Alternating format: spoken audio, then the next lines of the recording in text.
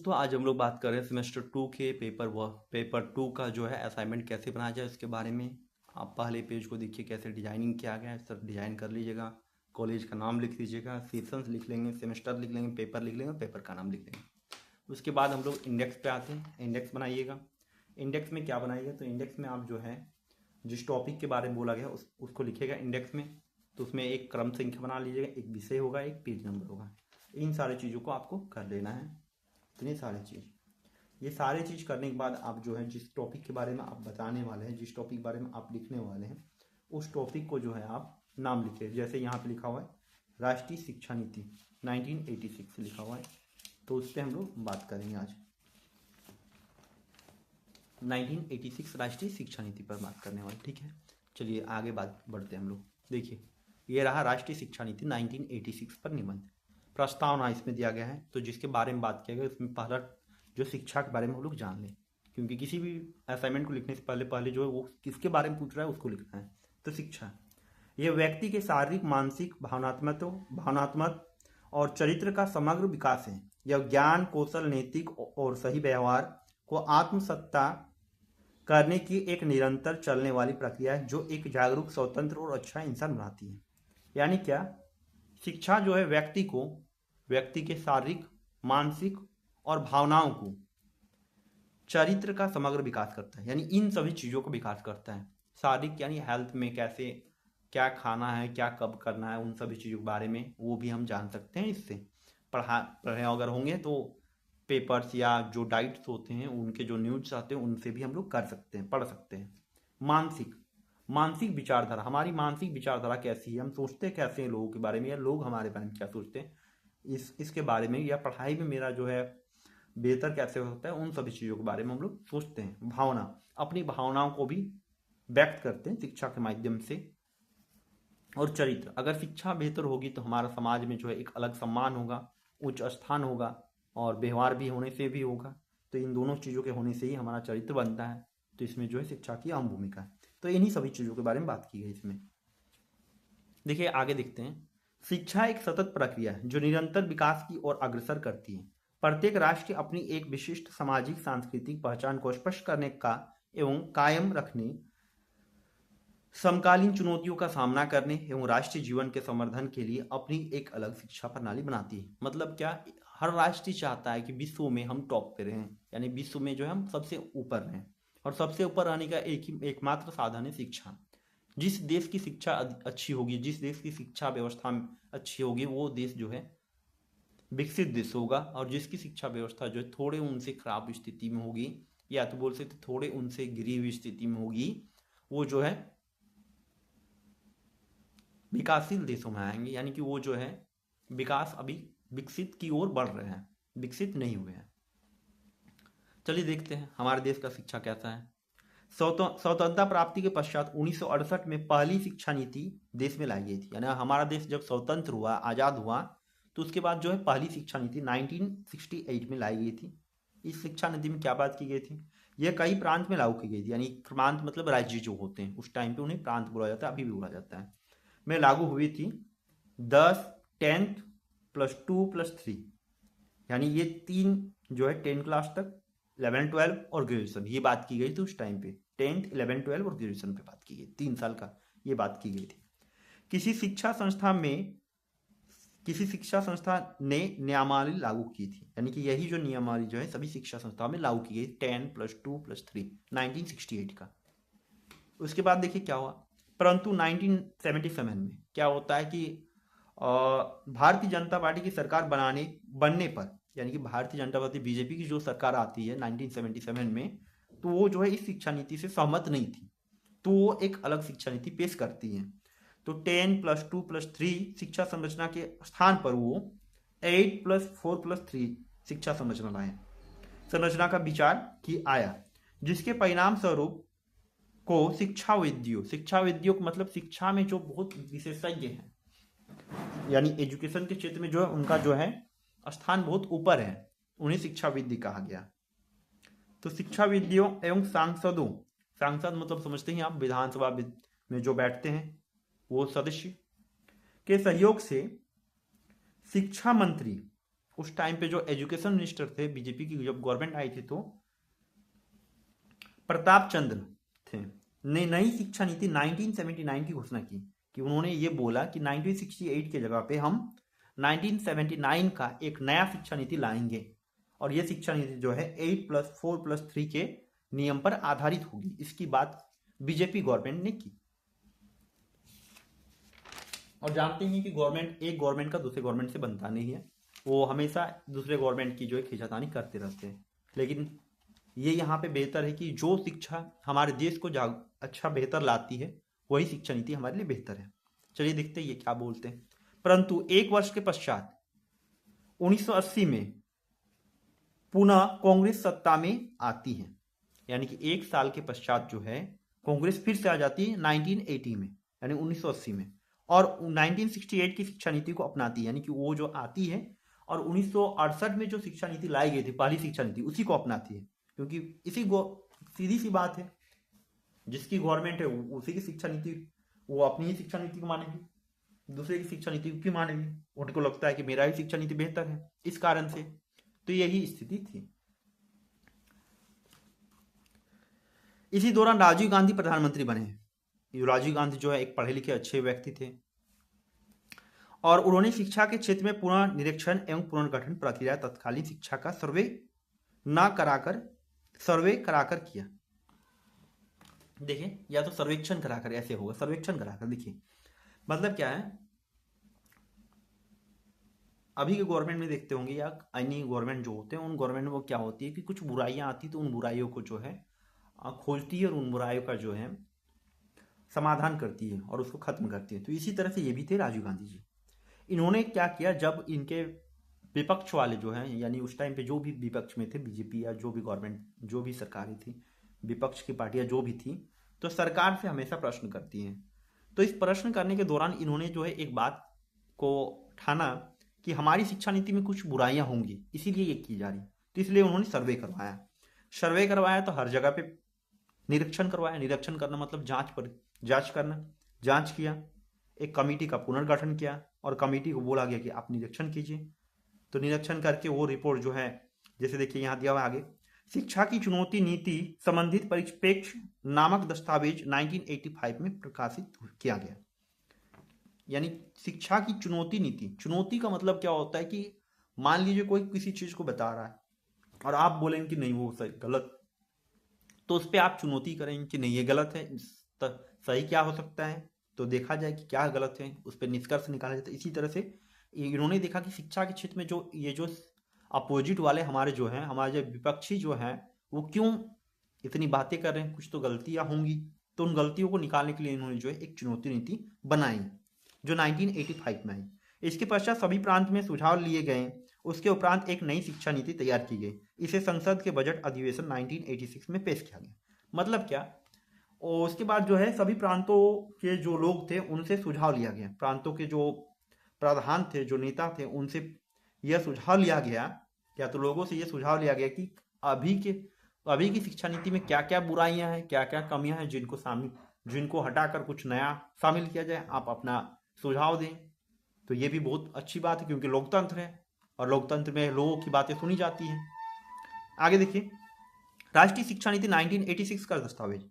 यह दस्तावेज 11 भागों में विभाजित किया गया, जिसका संक्षिप्त विवरण निम्न है। यानी कि ये 11 भागों में जो दस्तावेज विभाजित है, लगभग 150 पेजों में लगभग होगा। तो इसको कुछ कम पेजों में आपको कर दिया गया, देख लीजिए आप। शिक्षा का सार एवं भूमिका। शिक्षा वास्तव में सभी के लिए यह वास्तव में बहुमुखी विकास पर आधारित है। यानी कि शिक्षा अगर अच्छा होगा तो हर क्षेत्रों में आप जा सकते हैं। इसी को बहुमुखी का मतलब होता है एक क्षेत्र में नहीं, सभी क्षेत्रों में आप प्रवेश कर सकते हैं। इसमें 1968 शिक्षा नीति का अनुसरण किया गया, जिसमें ग्रामीण क्षेत्र में 90% लोग प्राथमिक शिक्षा की उपलब्धता, शिक्षा की 10+2+3 की समान संरचना, उच्च शिक्षा में की गई प्रगति, लोकतंत्र के मार्ग में बाधाएं, बेरोजगारी एवं जनसंख्या की चुनौती को देखा गया। यानी क्या क्या बात की गई, देखिए फिर से बात करें। 1968 का जो शिक्षा नीति था, पुराना जो पहला शिक्षा नीति था हमारा, उसमें कुछ बात की गई थी, उनको लिया गया। अनुसरण करना मतलब वहां से ले लेना या सीख लेना, वहां से, ये होता है अनुसरण करना। ग्रामीण क्षेत्र में 90% लोग प्राथमिक क्षेत्र की उपलब्धता है, यानी ग्रामीण क्षेत्र में जो 90% लोग थे वो प्राथमिक शिक्षा की उन्हें जरूरत थी, तो उनके लिए वो उपलब्ध रहे, ये बेहतर था। शिक्षा की 10+2+3 की समान संरचना, यानी कि ये जो 10+2+3 था, पहले 1 to 10 तक पढ़ाई कीजिए, फिर 11-12 कीजिए, फिर ग्रेजुएशन कीजिए यानी स्नातक, तो ये सभी बातें जो है रखी गई कि ये भी अच्छी हैं। उच्च शिक्षा में की गई प्रगति, यानी कि उच्च शिक्षा में प्रगति की गई, यानी कुछ बदलाव किए गए। लोकतंत्र के मार्ग में बाधाएं, बेरोजगारी एवं जनसंख्या की चुनौतियों को देखा गया, यानी जो बेरोजगारी थी या तो जनसंख्या की जो चुनौतियां थी, जैसे किसी देश में जनसंख्या बढ़ जाती है तो वहाँ पे जो है अनाज की उपलब्धि होनी चाहिए, वहाँ का इनकम भी बढ़ना चाहिए, वहाँ के लोगों में बेरोजगारी खत्म होनी चाहिए, भुखमरी नहीं होनी चाहिए, कपड़े की आवश्यकता होनी चाहिए, रहने का व्यवस्था होना चाहिए, आवास होना चाहिए, इन सभी चीज़ों को देखा गया। आगे देखिए, इसी में दूसरा पॉइंट जो है, दूसरा पॉइंट क्या है, राष्ट्रीय शिक्षा प्रणाली। ये आपके एग्जाम के लिए भी इंपॉर्टेंट हो सकता है। किसी निश्चित स्तर पर जाति, पंथ, स्थान या लिंग के भेदभाव के बिना सभी विद्यार्थियों को एक समान गुणवत्ता वाली शिक्षा तक पहुंच। राष्ट्रीय शिक्षा नीति में क्या किया गया, इसमें शिक्षा प्रणाली जो थी इसमें बात की गई, दूसरी जो है राष्ट्रीय शिक्षा प्रणाली, किसी निश्चित स्तर तक जाति, पंथ, स्थान या लिंग के भेदभाव के बिना सभी विद्यार्थियों को एक समान गुणवत्ता वाली शिक्षा तक पहुंचाना। मतलब प्राचीन समय में क्या था कि ब्राह्मण कास्ट का अगर व्यक्ति है तो वो क्या कर सकता है, शिक्षा ग्रहण कर सकता है गुरुकुलों में, ये बात थी वैदिक टाइम में, लेकिन फिर धीरे धीरे ये खत्म हो गई। तो यही बोला गया कि 1986 का जो शिक्षा नीति आया है इसमें बोला गया क्या कि किसी भी धर्म के आधार पर, किसी भी जाति के आधार पर, किसी भी लिंग के आधार पर किसी बच्चे को जो है शिक्षा से दूर न किया जाए, सभी को समान गुणवत्ता वाली, मतलब क्या, एक ऐसा शिक्षा देना जिससे वो जो है उसका जो है जीवन बेहतर हो पाए, वो अपने कार्यों को कर सके, बेरोजगार ना रहे, इस तरह की शिक्षा की बात की गई थी उस टाइम पे। तो इनकी सोच तो अच्छी होंगी।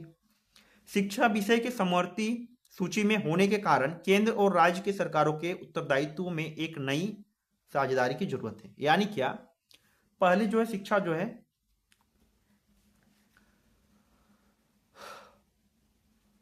केंद्र सरकार के अंतर्गत रहती थी या राज्य के सरकार के अंतर्गत रहती थी, लेकिन उसको 1986 में समवर्ती सूची में लाया। समवर्ती सूची का मतलब क्या होता है, 3 सूचियां होती हैं जो हमारे संविधान के जो है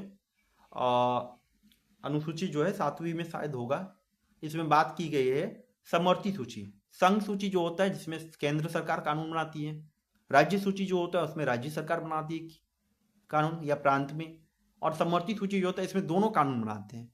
तो यही बात है। तो समवर्ती सूची में जब आ गया तो केंद्र सरकार जो है, केंद्र सरकार भी इस पर जो है देखभाल, इस पर जो है जोर दें, इस पर खर्च करें, इसको बेहतर करने की ओर आगे बढ़े, अग्रसर हो, और राज्य सरकार भी यही कार्य को करे, वो भी खर्च करे पैसे का, अपने जो सरकारी जो खजाना है उससे कुछ पैसे का प्रवेश किया जाए और बेहतर किया जाए शिक्षा को। इन सभी चीजों पे बात की राजीव गांधी की गवर्नमेंट ने। तीसरा देखिए, समानता के लिए शिक्षा। इसके माध्यम से समाज में हो रही असमानताओं को दूर करना, स्त्रियों में निरक्षरता को समाप्त करने का प्रयास। यानी क्या, समानता के लिए शिक्षा का मतलब क्या, वही जात पात, धर्म, लिंग, इन सभी के मामले में जो असमानताएं हो रही थी इनको खत्म करना है शिक्षा के माध्यम से। अगर शिक्षा दिया जाएगा तो वो समझ जाएंगे कि जात पात से कोई बात नहीं होती है, जबकि हमारे संविधान को लिखने वाले जो हैं वो भी एक कमजोर वर्ग से बिलोंग करते थे। तो जब वो संविधान को लिख सकते हैं तो हम क्यों जात पात करें, इतने पढ़े लिखे हो सकते हैं। तो इन सभी बातों पे बात की गई। वैसे तो वो पूजनीय है हमारे जो संविधान को लिखने वाले डॉक्टर भीमराव अम्बेडकर, तो इनसे हमें प्रेरणा लेनी चाहिए। तो इन सभी चीज़ों को बताया जाए, या तो अन्य जैसे बड़े, जैसे मदर टेरेसा के बारे में बताया जाए कि महिला होते हुए भी कितनी जागरूक थी वो, या तो रानी लक्ष्मीबाई के बारे में बताया जाए, कल्पना चावला के बारे में आपका जाकर, और भी बहुत सारे ऐसे हैं जिनके बारे में बताया जाए, सुनीता विलियम्स के बारे में। इन सभी के बारे में अगर बताया जाए तो समाज जो है जागरूक होगा और स्त्रियों में जो है निरक्षरता कम होगी, स्त्रियों को पढ़ाया जाए। चौथा देखिए, विभिन्न स्तरों पर शिक्षा का पुनर्गठन। पहला, पूर्व बाल्यकाल देखभाल एवं शिक्षण, यानी पूर्व बाल्यकाल मतलब जो बालक होता है उसका जो सबसे प्रथम जो स्थान होता है शिशु की क्षेत्र में जो होता है, शिशु अवस्था में, उस टाइम पे इस शिक्षा नीति में शिशु के विकास में आहार, स्वास्थ्य, सामाजिक, मानसिक, शारीरिक, नैतिक एवं भावनात्मक तो विकास का ध्यान दे। यानी कि शिक्षा में बात की गई कि शिशु का जो आहार सही होना चाहिए, अगर आहार सही होगा, स्वास्थ्य सही होगा, सामाजिक इन्वायरमेंट सही होगा, तो उसका मानसिक विकास होगा, मानसिक विकास होगा तो नैतिक और भावनात्मक तो विकास ऑटोमेटिक होगा। तो इन सभी चीजों पे बात की गई। दूसरा देखते हैं, दूसरा क्या बात किया गया, विभिन्न स्तरों शिक्षा का पुनर्गठन की बात कर रहे हैं, यानी फिर से गठन कर रहे हैं, इसका पुनर्गठन, किसी चीज को फिर से गठन कर रहे हैं। प्राथमिक शिक्षा, ये जो प्राथमिक शिक्षा है ये क्या है, प्राइमरी एजुकेशन जो होता है। इस नीति के तहत 14 वर्ष तक के बालकों के सार्वजनिक नामांकन एवं नियमित शिक्षा प्राप्ति पर बल, शिक्षा की गुणवत्ता में महत्वपूर्ण सुधार। यानी क्या, इस नीति में क्या लाया गया कि 14 वर्ष तक के बालक जो होंगे उनका जो है फ्री जो है एडमिशन होगा, फ्री एजुकेशन दी जाएगी, और सारी जो एजुकेशन में जो भी चीज़ प्रोवाइड की जाती है, जो जो आवश्यकताएं होती है वो सारे जो है उन्हें दी जाएंगी, जैसे बुक्स देना, बैग्स देना, उन्हें कपड़े देना, जूते दिलवाना, खाना दिलवाना, मिड डे मील जो है उसके तहत, तो इन सभी चीज़ें शामिल होती हैं। उसके बाद माध्यमिक शिक्षा, माध्यमिक शिक्षा में क्या लाएगी, देखिए माध्यमिक शिक्षा, ये देखिए माध्यमिक शिक्षा, इसके तहत विद्यार्थियों को विज्ञान, मानविकी तथा सामाजिक विज्ञान की विभिन्न भूमिकाओं की जानकारी देना शुरू करें।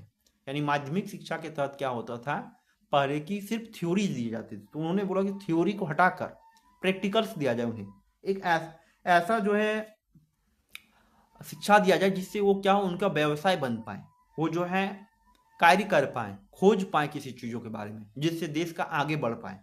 इन सभी चीज़ों पे उन्होंने बात किया। देखते हैं आगे नेक्स्ट टॉपिक जो है 5वां, इसमें क्या है, देखिए इसमें कुछ छूटा हुआ है अभी।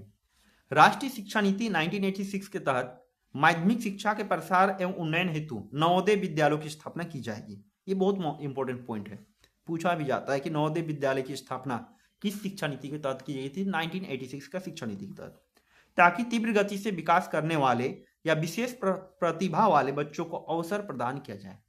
यानी कि कुछ ऐसे बच्चे होते हैं जो विशेष प्रतिभा वाले, विशेष प्रतिभा मतलब जैसे 10 बच्चे बैठे हैं उनमें से एक बच्चा ऐसा होगा जो बहुत तेज हो, या तो बहुत अधिक जो है किसी भी चीज को जानने में इच्छुक हो, और ऐसे बच्चे को अगर नवोदय में प्रवेश करवाया जाए, उनके लिए एक अलग पढ़ाई की व्यवस्था की जाए, तो वो जो है और बेहतर हो सकता है, वो आगे दूसरे की तुलना में आगे बढ़ सकता है और देश के विकास में भागीदारी निभा सकता है। इसलिए ये नवोदय की स्थापना की गई। उच्च शिक्षा, देखिए इसमें क्या है, उच्च शिक्षा संस्थानों गुणवत्तापूर्ण शिक्षक तथा सभी प्रकार साधन की उपलब्धता कराना। यानी क्या, उच्च शिक्षा संस्थाओं में जो है गुणवत्तापूर्ण शिक्षक, यानी एक ऐसे शिक्षक हो जिनके पास खुद की बताने की क्वालिटी हो, ऐसा ना हो कि शिक्षक आया और पढ़ के चला गया, कुछ समझ में ही नहीं आया बच्चे को, तो ऐसा नहीं होना चाहिए। शिक्षक में खुद एक अलग प्रकार की क्वालिटी होनी चाहिए जिससे वो बता पाए, बच्चे को सिखा पाए, तो ये सब चीज बात की है। और उनको सिखाने के लिए साधन भी, जैसे श्यामपट, ब्लैक बोर्ड जो होता है, डस्टर्स, पेंसिल्स, बच्चों के लिए जो है बेंच डेस्क, ये सभी चीजों का साधन भी होना चाहिए। तो ये सभी चीजों पे बात की गई थी उस शिक्षा के लिए। तकनीकी एवं प्रबंधन शिक्षा, ये बहुत इंपॉर्टेंट, तकनीकी जो अभी के समय में काम हो रही है उस पर उस टाइम पे बात किया था। सोचिए उनका दूरदृष्टि वाले व्यक्ति थे राजीव गांधी जी। तकनीकी एवं प्रबंध शिक्षा, इसके तहत अखिल भारतीय तकनीकी शिक्षा परिषद एवं राज्यों के तकनीकी एवं प्रबंधन शिक्षा संस्थाओं को स्वायत्तता प्रदान करना, यानी कि उन्हें आज़ादी प्रदान करना, उन्हें एक प्रकार की जो अप्रूवल देना, जो शिक्षा संस्था है उन्हें, इसके बारे में बात की गई कि वो तकनीकी शिक्षा दे। तकनीकी शिक्षा मतलब टेक्नोलॉजी पर ध्यान दें, उन्हें एक ऐसा शिक्षा दे जिससे वो जो है कुछ कार्यों को भी कर सके, उन पे बात की गई। देखिए आगे देखते हैं, शिक्षा व्यवस्था को कारगर बनाना, इसमें शिक्षा के गुणा एवं प्रसार के क्षेत्र में व्यापक परिवर्तन को शामिल किए जाने की बात की गई है।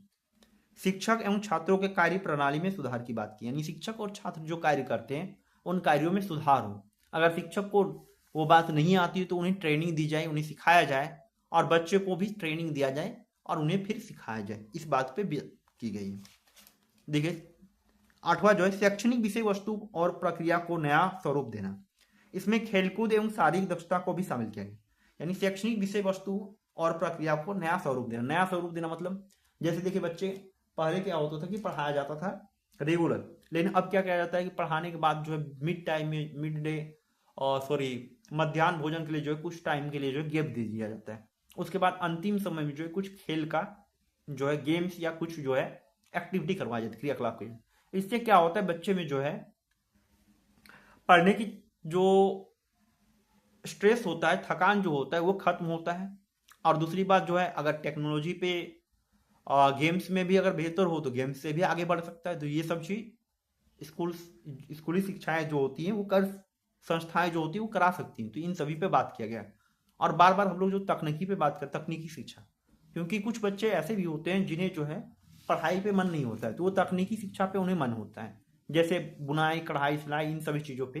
तो ये सभी चीज़ अगर बताया जाए, या तो मान लीजिए किसी चीज़ों को बनाने के लिए रोबोटिक्स जो होता है उनके बारे में, या साइंस से संबंधित कोई भी क्षेत्र जो कार्य करता हो, या तो मान लीजिए मोटर्स बनाने के लिए बताया जाए, वायरिंग करने के लिए बताया जाए, तो ये सभी चीज जो है तकनीकी के अंतर्गत आता है।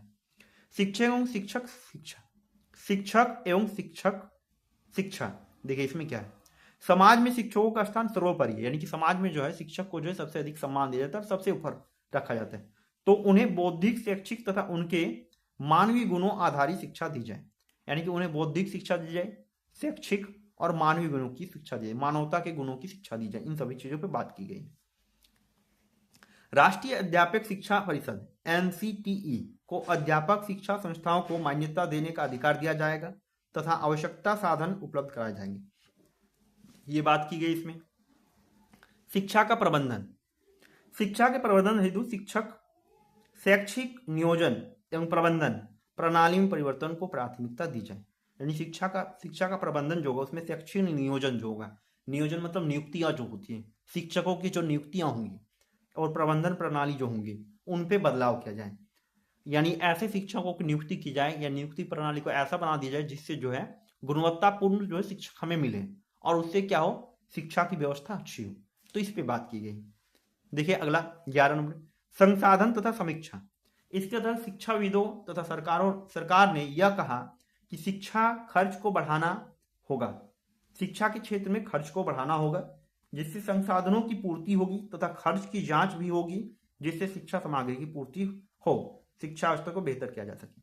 देखिए इसमें बात क्या गया है कि ये दो व्यक्तियों ने पहले बात की, जो हमारी गवर्नमेंट थी राजीव गांधी की, और जो शिक्षा के क्षेत्र में जो बहुत विख्यात थे शिक्षाविदों, उन्होंने ये बोला, दोनों के परामर्श से यानी सुझाव से ये बात की गई कि शिक्षा पर खर्च किया जाए जिससे हमारा देश आगे बढ़ेगा, और खर्च की जांच की जाए।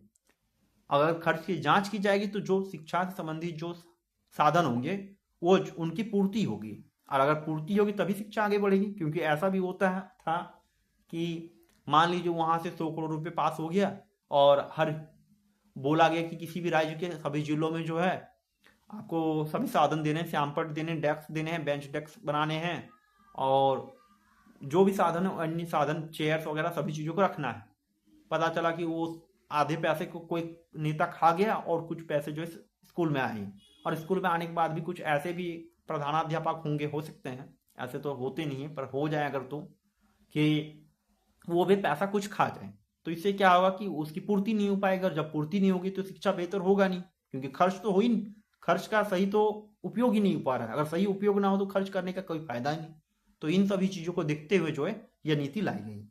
अंतिम रूप से अगस्त 1986 में इसे स्वीकृति मिल गई, जिसे बाद में सभी राज्यों में लागू किया गया।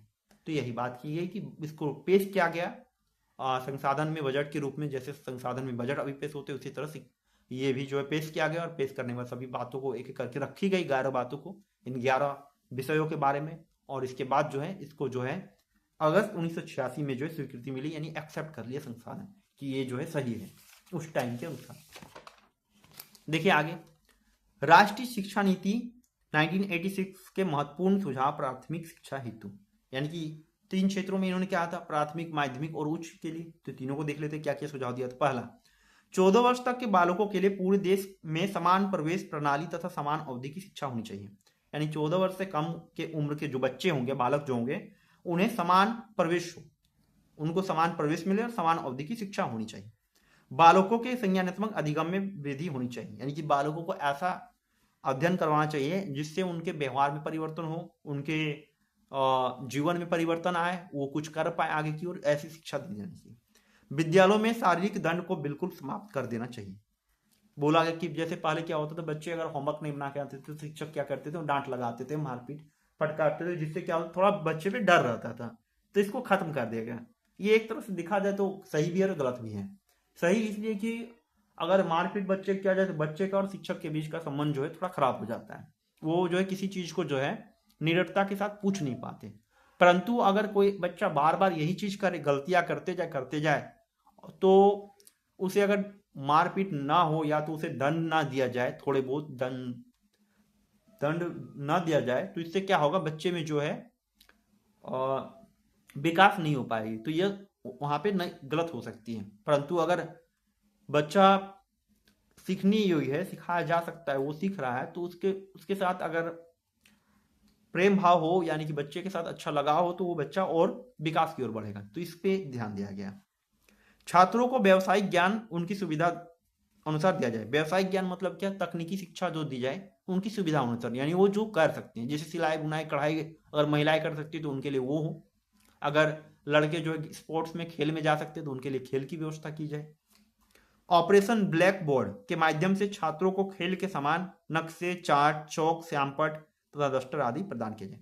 यानी कि ये जो इंपॉर्टेंट पॉइंट बोल सकते हैं, ऑपरेशन ब्लैक बोर्ड पूछा जाएगा कि छात्रों को खेल के समान नक्शे, चार्ट, चौक, श्यामपट्ट तथा डस्टर आदि क्षेत्र जो संसाधन है वो प्रोवाइड किए गए किस ऑपरेशन के तहत, तो बताना पड़ेगा आपको, ऑपरेशन ब्लैक बोर्ड के तहत। तो ये बात है जो है प्राथमिक शिक्षा के लिए की गई थी। अब देखिए माध्यमिक शिक्षा के लिए क्या की गई। नई शिक्षा नीति यानी कि 1986 में माध्यमिक शिक्षा हेतु कार्य योजनाएं, क्या कार्य योजनाएं थी, आर्थिक स्थिति कमजोर होने पर प्रतिभावान बालकों की शिक्षा प्रगति में तेजी लाने का प्रयास करना, ये लाया गया। यानी आर्थिक रूप से जो कमजोर बच्चे हैं उनको प्रतिभावान बालकों की शैक्षिक प्रगति में तेजी से लाने का प्रयास। यानी कि जैसे कुछ फैमिली ऐसे होती है जिनके पास पैसे नहीं होते, तो वो बच्चे को पढ़ाने नहीं भेज पाते हैं, तो उनको सहायता करना, उनको फ्री एजुकेशन दे देना। बालकों को माध्यमिक शिक्षा में व्यावसायिक शिक्षा का एक ऐसा व्यवस्थित एवं सुनियोजित कार्यक्रम बनाना जिससे वे आत्मनिर्भर बन सकें। यानी बालकों को अगर व्यावसायिक शिक्षा दी जाए तो वो आत्मनिर्भर हो पाएंगे, तो अपने पढ़ाई का जो खर्च होगा वो भी निकाल पाएंगे। तो इसके लिए जो है ये लाया गया। आगे देखिए क्या किया गया, या तो घर में जो आर्थिक समस्या होगी उसको भी सुधार सकता है और वो पढ़ाई भी अपना कंटिन्यू कर सकता है। माध्यमिक स्तर पर कक्षा 10 के लिए एक सामान्य आधारभूत पाठ्यक्रम बनाना, यानी कि एक ऐसा पाठ्यक्रम बनाना जो उनके लिए लाभ या उपयोगी हो, ऐसा ना हो कि बर्डन हो, वो कुछ उनको जो है समझ ना पाए या उसे कर ना पाए। तो इसके लिए बालकों को पाठ्यक्रम में विज्ञान, सामाजिक विज्ञान तथा मानविकी के क्षेत्र में अपनी प्रतिभा का पूर्ण विकास कर सके। तो इस पे बात की गई थी। अगला टॉपिक देखते हैं इसी में, जो उच्च शिक्षा हेतु कार्य योजना जो है। उच्च शिक्षा हेतु कार्य योजना भारत में स्थित 150 विश्वविद्यालय एवं 5000 महाविद्यालयों की संख्या बढ़ाने के स्थान पर, यानी उनके स्तर में सुधार किया जाए। ये बात अच्छी की गई थी कि मान लीजिए आप संख्या बना देते हैं कि 150 विश्वविद्यालय हैं, तो उसके जगह पे आप 250-200 ले आए, लेकिन क्वालिटी ही ना हो, शिक्षक ही ना हो, उनमें जो है साधन ही ना हो, तो वो विद्यालय चलेगी नहीं, अच्छे से चलेगी नहीं, तो कोई विकास तो होगा नहीं। तो इसलिए उन्होंने क्या कहा, राजीव गांधी जी ने, कि विद्यालय को कम जितने हैं उतने ही रहने दिया जाए, विश्वविद्यालय जो है या महाविद्यालय जो है बस उनके जो है शिक्षा स्तर में सुधार किया जाए, उनके जो आवश्यकता है उन पर सुधार किया। अगर शिक्षक की आवश्यकता है तो शिक्षकों का भर्ती करवाया जाए।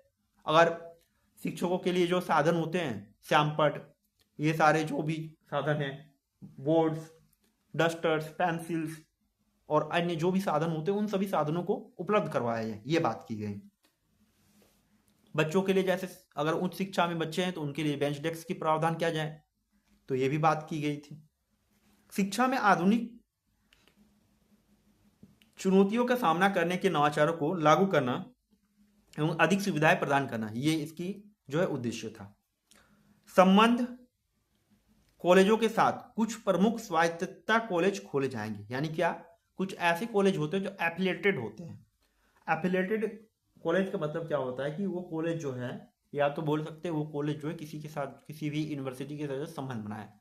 यानी क्या, एक ऐसा कॉलेज जो सरकार की आवश्यकता थी कि कॉलेज की संख्या बढ़ा दी जाए, और अगर एक दो कॉलेज आसपास में एक दो स्कूल्स हैं या तो प्राइमरी सेकेंडरी वाले हैं, तो उन सेकेंडरी वाले से जो है कॉन्ट्रैक्ट के थ्रू जो है उन्हें जो है उच्च शिक्षा देने की जो है मान्यता दी जाती है। तो इसमें जो है कुछ कॉलेजों को शामिल किया जाए, इसमें बात की उन्होंने। उच्च शिक्षा के स्तर पर वह उसकी गुणवत्ता पर यूजीसी द्वारा निरंतर निगरानी करे, इसमें बात की जाती है। एक यूजीसी पे अभी वर्तमान में एक बात याद आई कि यूजीसी के जो वर्तमान चेयरमैन है, वर्तमान अध्यक्ष जो है डॉक्टर विनीत जोशी, ये भी याद कर लीजिएगा, पूछा जा सकता है। अब इतने पढ़ने के बाद राष्ट्रीय शिक्षा नीति में कंक्लूजन क्या निकला, क्या सीख पाए हम, या तो क्या महत्वपूर्ण कदम थे इसमें। देखिए, राष्ट्रीय शिक्षा नीति 1986 के द्वारा उठाए गए महत्वपूर्ण कदम, पहला क्या था, 10+2+3 शिक्षा नीति 1968 वाला अपनाया। नवोदय विद्यालय लाना, क्यों, क्योंकि कुछ प्रतिभावान जो बालक हैं उन्हें सबके साथ अगर रख दिया जाएगा तो उनकी जो प्रतिभा में रोक होगा, तो उन्हें अगर स्पेशल स्कूल्स दी जाए तो वो आगे बढ़ेंगे। विद्यालय संकुल, ये भी बात की गई। सर्व शिक्षा अभियान लाया गया। शैक्षिक अवसरों की समानता लाई गई। दूरस्थ शिक्षा एवं मुक्त विश्वविद्यालय, उपाधि को सेवा से अलग करना, ऑपरेशन ब्लैक बोर्ड, शिक्षा प्रशिक्षण, शिक्षा की जवाबदेही, इतने सारे कायदे किए गए। तो ये सारे बात जो है हम लोग ने अभी पढ़ा, तो इसको आप रिकॉल कीजिएगा। अगर याद करना है तो 2-3 बार देख लीजिएगा, या तो पढ़ लीजिएगा लिखकर, तो बेहतर होगा। धन्यवाद, अच्छा लगा तो